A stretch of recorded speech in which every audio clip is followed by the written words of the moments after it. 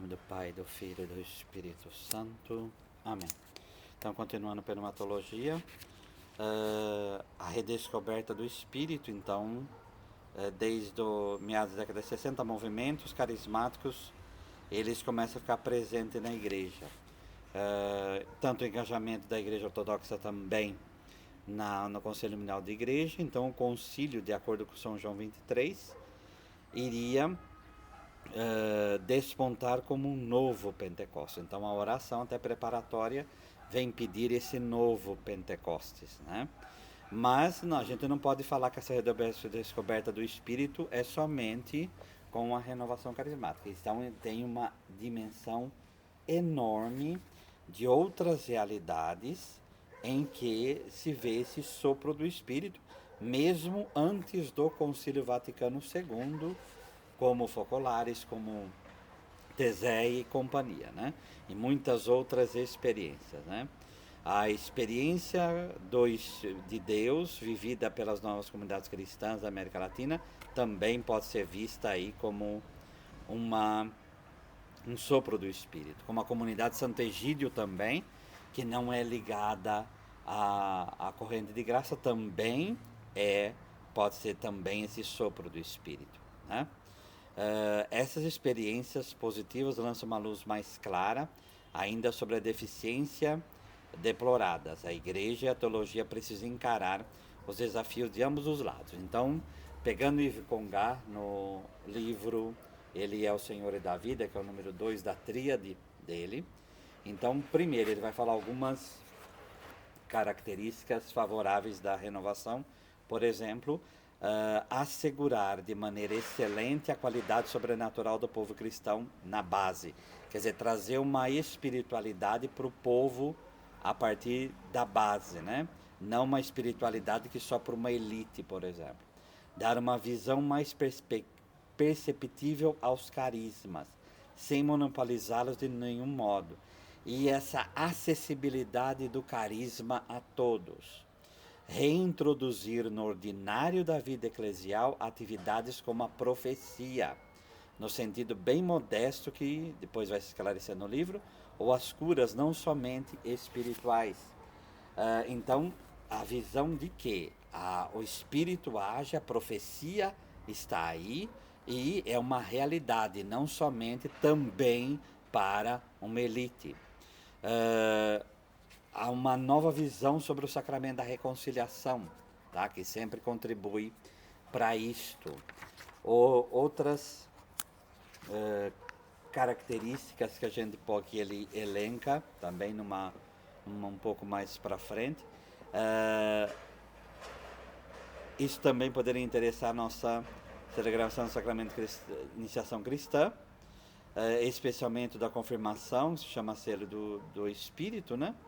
Então, esse caráter experiencial da renovação, seu distanciamento do intelectualismo, né? Então, a ponto de ter uma linguagem que não é uma linguagem hermética e fora do convívio das pessoas.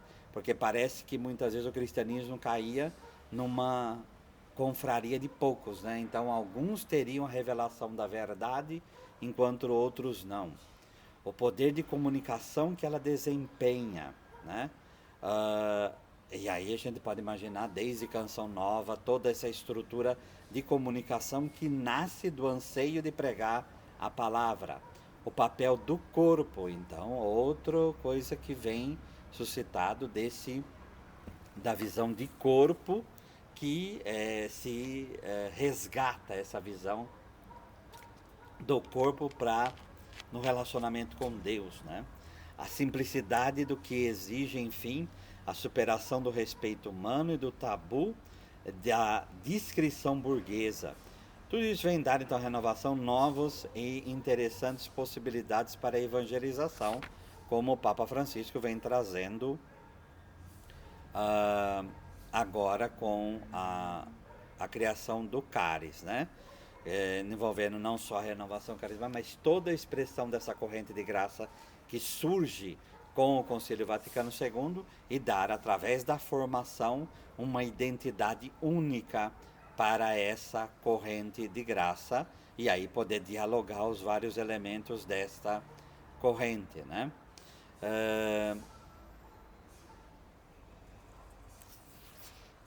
Outros elementos também, mas aí também podemos ver, o Ives Congar vai levantar coisas negativas, por exemplo.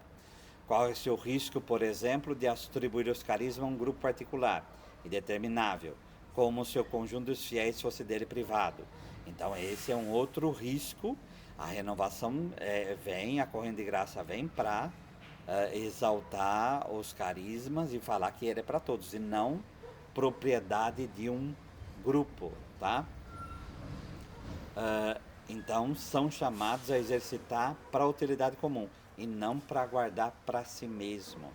Levando em conta o lugar de ganho na opinião, eventualmente até no movimento, pelo falar em línguas, pela profecia, pelas curas, existe o perigo de reduzir os carismas a uma manifestação extraordinária, inclusive excepcional. E parece que assim é coisa de escolhido, né?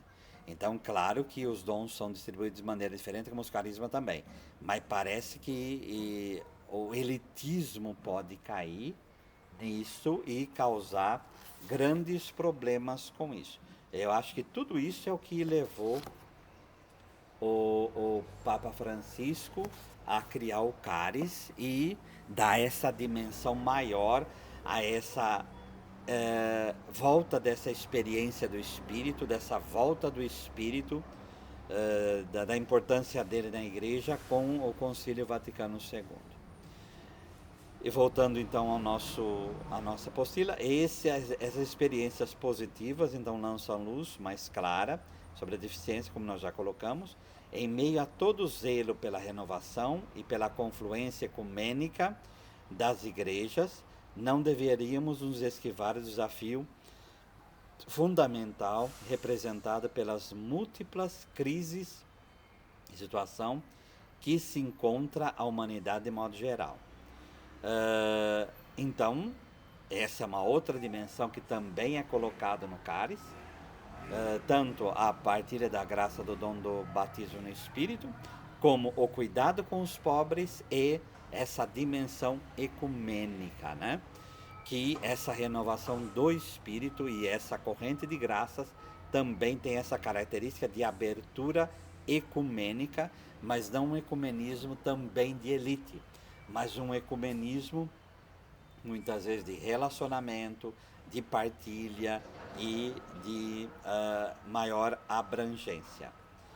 Tarefas que nos coloca é abrangente, pois não estão em pauta apenas a elaboração de um tratado sobre o assunto, o rastreamento da dimensão pneumatológica de temas dogmáticos, mas também uma renovação pneumatológica da teologia como tal. Então, isto vem também dar uma nova abertura para uma visão do estudo do Espírito, não somente ter a impressão que se vai colocar a terceira pessoa da Santíssima Trindade num microscópio, como se fosse um objeto, e eu vou estudá-lo como objeto. Não. Se é a ação do Espírito, é a partir da ação do Espírito, não somente hoje, mas em toda a vida da Igreja, e que eu vou analisar. Então, essa experiência do Espírito deve dar também uma outra conotação ao estudo teológico. Aquilo que a gente sempre fala, que os teólogos aqui no final estão desafiados, porque a fala sobre o Espírito só pode ter êxito e ganhar credibilidade a partir do Espírito. Tradução: teologia se faz de joelho.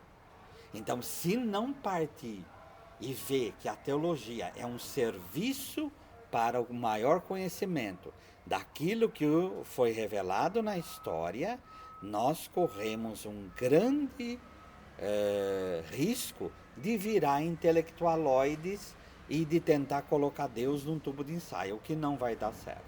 Então, a experiência do Espírito, e a partir do Espírito também a teologia deve ser feita. o lugar do tratado sobre o Espírito Santo, chamado pneumatologia, né? Logos, discurso, pneumatos, pneuma, espírito.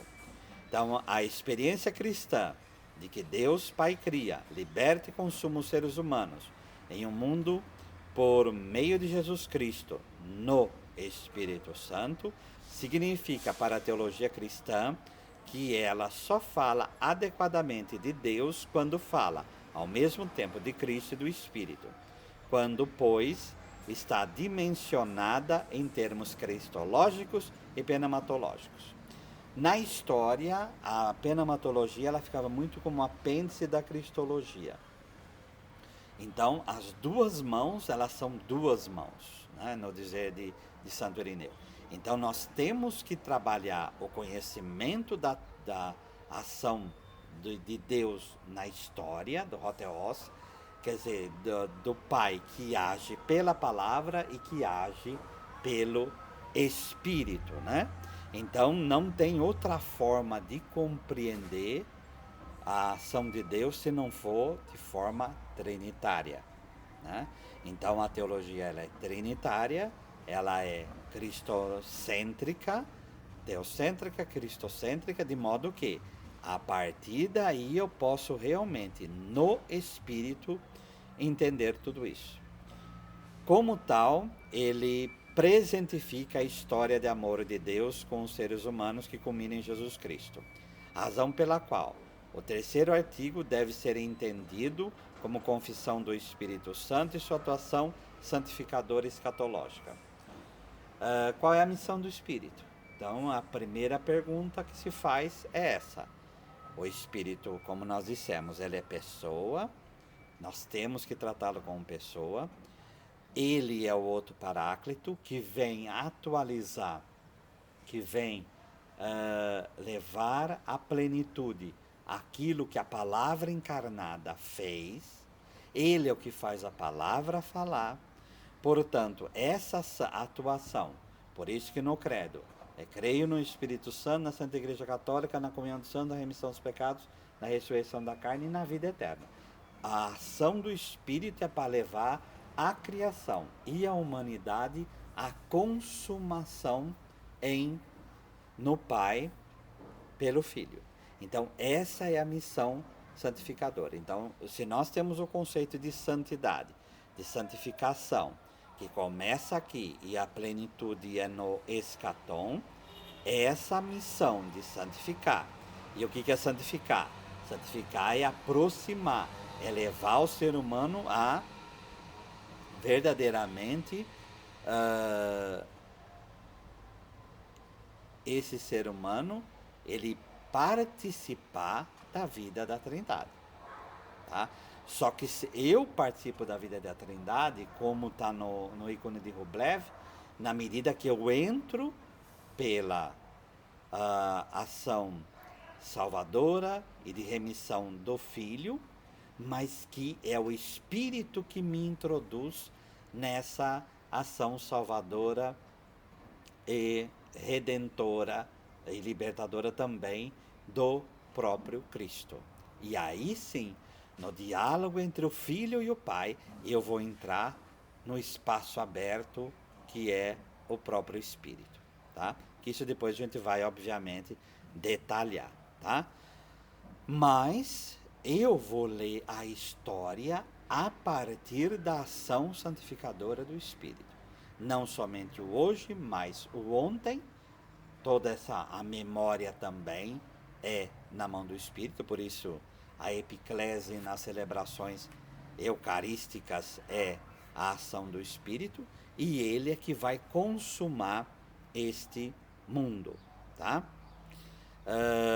O Espírito Santo o que o Espírito Santo será descoberto a partir dos efeitos que ele produz. Então, guardemos muito bem isto daqui. Se nós entendemos a Trindade imanente pela Trindade econômica, tradução, eu só entendo quem Deus é, a sua essência, por aquilo que se manifestou a nós no seu projeto de criação e salvação. Então eu só entendo quem Deus é pela sua manifestação. O economo aí quer dizer no seu projeto realizado. A mesma coisa, eu entendo quem é o Espírito, a palavra é a palavra, aquilo que se manifesta, aquilo que é a própria revelação. Mas eu entendo o Espírito através da sua manifestação na história. Então, a nossa visão bíblica do Espírito também vai passar por esse viés, tá? E também na história da igreja é pela manifestação daquilo que é a ação do Espírito que eu vou poder entender quem é a terceira pessoa da Santíssima Trindade, tá?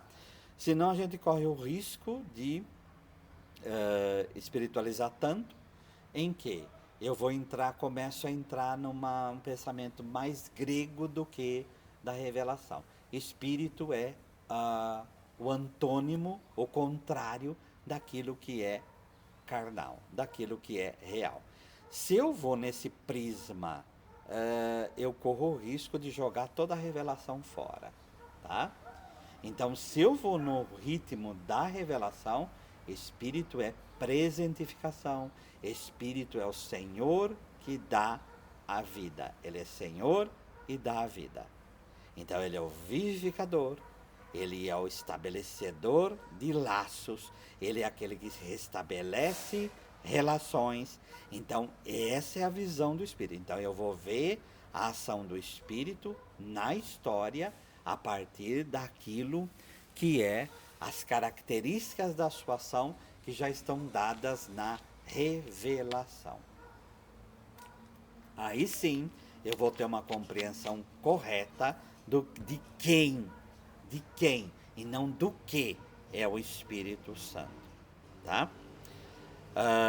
A reflexão sobre a essência, que vai ter lugar num tratado próprio, serve, por sua vez, ao discernimento dos espíritos, das realidades da vida na igreja e fora dela. Uma coisa que é fundamental já ir mencionando para que no futuro vai ficando claro isso, quando em São Paulo, principalmente em Romanos e em Gálatas, se fala em Cristo, tá? Em Cristo, esse em Cristo é a igreja. Agora temos que lembrar que o Cristo é, obviamente, o Messias, Jesus, etc. Porém, ele é o possuidor do Espírito. E o em, a ação de estar em Cristo, essa ação de estar em Cristo é obra do Espírito, tá? Então, essa relação entre a segunda pessoa na revelação da história e a terceira pessoa também é algo que nós vamos ter que ficar muito atentos para entender a missão de cada um. Portanto, a pneumatologia encontra o seu lugar, por um lado, no entrelaçamento do terceiro artigo com os dois primeiros do credo. Então, no Pai e o Filho, o Pai como Criador, como princípio da Trindade, etc. O Filho como Redentor, todo assumido a carne humana. Ele é a imagem do Pai, ele é aquilo que é a própria expressão do ser do Pai. Então, aí vem a ação do Espírito, outro paráclito que vem revelar plenamente, que vem fazer conhecer plenamente a verdade. Então, a relação com as outras duas pessoas no credo e, por outro lado, o tratado próprio nos moldes de um sinal determinante de todos os tratados seguintes que desdobram as afirmações confessionais do terceiro artigo. A Igreja Católica, a comunhão dos santos, então ele é o artífice da comunhão, ele é que efetiva e realiza o perdão, aquilo que foi realizado ex opere operato, lá na cruz, quem atualiza, quem traz, quem efetiva essa remissão dos pecados é a ação do Espírito, tá? A ressurreição da carne, então o Espírito que perscruta O ser de Deus é o mesmo Espírito que perscruta cada um de nós e é Ele que vai nos dar vida, é Ele que vai nos proporcionar isso até a nossa vida eterna, tá? Então nós não podemos alijar o Espírito Santo deste processo salvador, tá? Terminologia diversificada, experiência básica, então espírito e vida. Uma primeira reflexão hermenêutica sobre a compreensão prévia implícita nos modos de falar correntes deve ter dois aspectos em mente. Para que o discurso teológico sobre o Espírito Santo seja compreensível, ele não pode operar um conceito particular intrateológico. Por outro lado, com vistas ao discernimento dos espíritos, ele precisa defender-se contra misturas inadmissíveis. Então, espírito é tido como palavra originária, não definível, muito menos a priori. Entretanto, o campo semântico, tanto a linguagem cotidiana quanto a da elevada, é muito amplo e exibe toda sorte de associações, algumas das quais extremamente contraditórias. Por exemplo, espírito, a essência de Deus, o espírito, um fantasma, né? Essas muitas contraposições de palavras e expressões idiomáticas expressam, sobretudo, a relação entre espírito e manifestação da vida. O acervo de termos e expressões pode-se perceber a indisponibilidade, dons do espírito, raios do espírito, e força de comunicação criadora de vínculo, espírito de grupo, espírito de equipe, como primeiras características de uma acepção básica de espírito. Então, o espírito ele se torna uma palavra extremamente equívoca, muito ampla, em que se coloca muita coisa, né? Desde a antítese de carne, antítese de matéria, tá? Até como a própria essência de Deus. Como acredito aqui, de dons do Espírito, de energia, né? De energon, quer dizer, a força em, até espírito de grupo, quer dizer, essa coesão. Mas dentro desse espectro enorme de termos, algo que deve ficar bem claro é a relação entre espírito e vida, tá? O ser vivente, a nossa própria vida, então nós, como seres viventes, que absorvemos energia pelos alimentos, respiramos, né? E aí o próprio hálito da vida é o sinal de vida que entra e que sai de dentro do ser humano, com movimento. Então vamos guardando essas características simbólicas. Movimento, essa entrada e saída do interior para o exterior, do exterior para o interior, tá? Então, essas características todas, o ser humano ele é composto dos 5 sentidos. Os 5 sentidos, todos eles são de caráter relacional, tá? O olhar para ver a ação da realidade imersa na luz, o ouvir do ressoar do som, tá? O tato, que aí é o que pela pele desenvolvida como o olhar, que é olhar, o tato vai me possibilitar pegar e experienciar, como também o paladar e também o olfato. Todos eles, os 5 sentidos, o ser humano, o ar que entra e que sai, são todos, quando o ser humano é vivo, relacionais, tá? Relacionais. Então, quando no credo nós proclamamos, ele é o Senhor e dá a vida, e aí depois nós vamos entrar lá em Ezequiel 37, o Vale dos Ossos, é esse restaurar a relação. Então, aquilo que é a própria relação intratrinitária, o Espírito Santo, ele vem. Porque pelo pecado as relações são quebradas. Quem restaura, creio na remissão dos pecados, é a ação do Espírito que nos restaura no relacionamento com o Pai, no relacionamento com o próximo e no relacionamento conosco mesmos. Então, ele dá a vida. Vida, como nós já falamos várias vezes, é verdadeiramente relação. Relação. Então, nós somos, e como vai dizer o Papa Bento XVI, o nosso DNA está a Trindade. E se Trindade é comunhão, tá? Se a Trindade é relação pericorética, então nós somos seres de relação. Então o Espírito, ele vai sempre nos levar à relação. A relação comigo mesmo, a relação com o próprio Deus e a relação com o próximo, tá? Então por isso Deus Caritas Est. Deus é amor. E o amor aí como restauração de vida. Então esta é uma característica principal do Espírito. A impossibilidade de dispor do Espírito corresponde a elementos que provavelmente fazem parte da constituição etimológica originária, controvertida nos detalhes.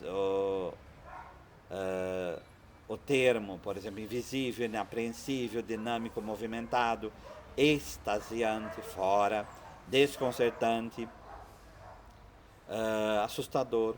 Segundo a pesquisa mais recente, o termo alemão Geist designa originalmente uma força divina sobre-humana e vivificante, que mostra sua atuação ou seus efeitos no êxtase religioso.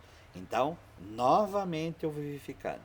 E se nós pegamos toda manifestação religiosa, seja o animismo africano, seja o sufi dentro da espiritualidade islâmica, o derviches, no caso que é uma manifestação, é sempre os êxtases religiosos aí se manifestam por exuberantes movimentos que querem mostrar vida, tá? Então, não é coincidência. Então, se nós pegamos também os grupos proféticos, depois vamos ver isso, eles também, através desses êxtases, querem demonstrar vida. Vida, tá? Vida. E essa exuberância de vida, tá? A associação dominante espírito-consciência tem suas raízes históricas, conceituais, preponderando no nous do grego, tá? A partir de uma capacidade de absorção do termo semântico ligado ao termo bíblico, que é ruá, né? O ruá, né?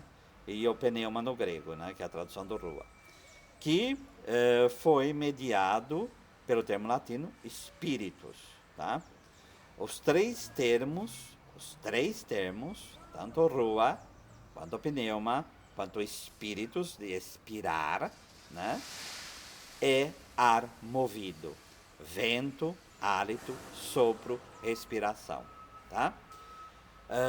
Então, esse ar em movimento, mas principalmente no ser humano, que é o entra e o sai, de dentro do ser humano, ele é volto a dizer, relacionamento com aquilo que está fora, tá? Então, aí é a marca disso. E se nós vamos lá no hebraico, quando vai se falar da alma, é a nefesh, tá? E a nefesh, ela é alma, mas também o original não é alma, é garganta. Então, aí a gente pode imaginar a relação do sopro de vida, quando Deus lá em Gênesis sopra o hálito de vida no ser humano, ele vai soprar na nefesh. Ele vai soprar nas narinas, que vai cair na nefesh, vai cair na garganta humana. Então a relação entre o nosso espírito, como Romanos 8, que depois eu estou aqui por cima, mas depois nós vamos aprofundar quando pegarmos essas passagens. O espírito se une ao nosso espírito, né? Então, o Rua se une à nossa Nefesh, tá? Então, aí dá para pensar claramente nos termos que estão lá em Gênesis 2, tá? Nesse sentido, mas o que é importante? Qual a relação que a gente não pode perder aqui, tá? A relação entre vida e ar movido, hálito, entre sai, relacionamento, tá? E todo o equipamento relacional que não é que o ser humano tem. O equipamento relacional que o ser humano é. E esse equipamento relacional é usado pelo Espírito para fazer o ser humano se relacionar. De novo falando, consigo mesmo, com Deus e, que aí obviamente é o Pai pelo Filho no Espírito, né? E consigo mesmo e com o outro. Nesse sentido, a passagem do uso profano para o religioso, do antropológico para o teológico é fluida.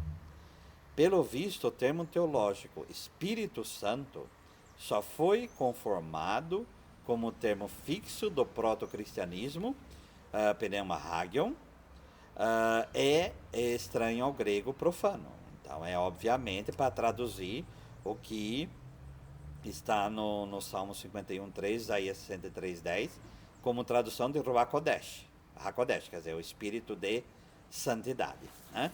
Então, pensemos nesse Ruach HaKodesh, quer dizer, o Espírito da Santidade de Deus. Se Deus é, como Isaías 6, o Santo, Santo, Santo, tá? Ele é o totalmente outro. De repente, se nós falamos que hálito, o entra e sai, o ar movido, ele é relacional, então o Ruach Kodesh, ele é comunicação da própria santidade de Deus, né? E aí nós começamos pelo Ruach Kodesh, HaKodesh, a participar dessa ação santificadora de Deus, tá? O aspecto intrínseco ou específico da experiência cristã do Espírito compeliu também em latim a uma inovação linguística, distanciando-se da expressão espírito sacer do estoicismo, que tendia a identificar o espírito humano e o divino. Os cristãos criaram o termo composto espíritos santos, né? Como uma unidade única, né? Ele é a pessoa do santo, né? A partir da história do conceito, coloque sobretudo duas tarefas para a metodologia bíblico-cristã, que é o que depois nós vamos entrar no outro momento. Primeiro, preservação da diferença entre espírito humano e divino. E isso está em Romanos 8. Então, porque nós podemos também trabalhar o Espírito Santo e qual a relação dele conosco. Então, ele é aquele que, unido ao nosso espírito, nos vai fazer entrar em comunhão com o Pai pelo Filho, tá? Então, mas há uma distinção, certo? Radicalização da pergunta pelo nexo entre espírito e vida. Então, a gente fala, primeiro ter bem claro que o espírito é pessoa, cuidado para não entrar num aspecto de espírito como antimatéria, ao invés de pegar o vento que move, como vai dizer em João 3, que tudo isso nós vamos entrar depois, move como em João 3, eu percebo a sua ação, mas não sei de onde vem, nem para onde vai, mas eu percebo a sua ação. Então ele é pessoa, ele é autor de ações, então ele é pessoa, E ele produz vida, ele realiza vida, ele abre espaço para que a vida aconteça. E vida, todo esse arcabouço em que o ser humano é criado, e ele é criado com múltiplas possibilidades de relacionamento e de vida. Tá? O que é morte, que é quebra de relacionamento, que é inatividade, que é isolamento, que é fechamento, que é ensimesmamento, como foi o pecado em Gênesis 3, é contra aquilo que o Espírito Santo é. Tá? Então a relação entre espírito e vida, ela é total. Tá? A resposta, e com isso os critérios para definição diferenciadora da verdadeira vida, do verdadeiro entusiasmo e êxtase, tá? Do verdadeiro conhecimento, da verdadeira integralidade. Tudo isso é aspecto de vida, tá? Comunhão ou comunidade deve ser desenvolvidos a partir da confissão de que o Espírito é o Senhor e vivifica. Então, na medida que depois no próximo, a gente vai entrar nos fundamentos bíblicos. Qual que é o perigo de entrar em fundamento bíblico nesse ponto? Perder essa dupla perspectiva que nós estamos colocando aqui. A dupla perspectiva de que o Espírito é pessoa, ele é que vem para fazer-nos participar da santidade do próprio Deus, que ele é Deus, obviamente, e ele é proporcionador de vida, de relacionamento. Esses conceitos que estão aqui. Ele é verdadeira vida, entusiasmo, êxtase, sair de si, tá? Sair de si, do verdadeiro conhecimento na perspectiva bíblica, de experimentação de comunhão, tá? Integralidade, o Espírito Santo é que unifica, mas unifica aquilo que é diverso. Comunhão ou comunidade, aí não precisa nem falar, né? Que a própria coinonia trinitária nos é dada a viver a partir da ação do Espírito, tá? Então, quando formos entrar naquilo que é o fundamento bíblico, esses elementos é que vão nos guiar na interpretação bíblica, porque afinal de contas veio de lá mesmo, né? Então nós temos que estar bem atentos para quando for analisar aquilo que é o bíblico, a gente ter bem claro isto, né? Que essa perspectiva de vida e de pessoa, tá? Se puderem já ir vendo os textos que vêm depois, é bom já ir lendo para que fique claro depois do que nós vamos contemplar, tá? O Senhor nos abençoe, nos livre de todo mal e nos conduz à vida eterna. Amém.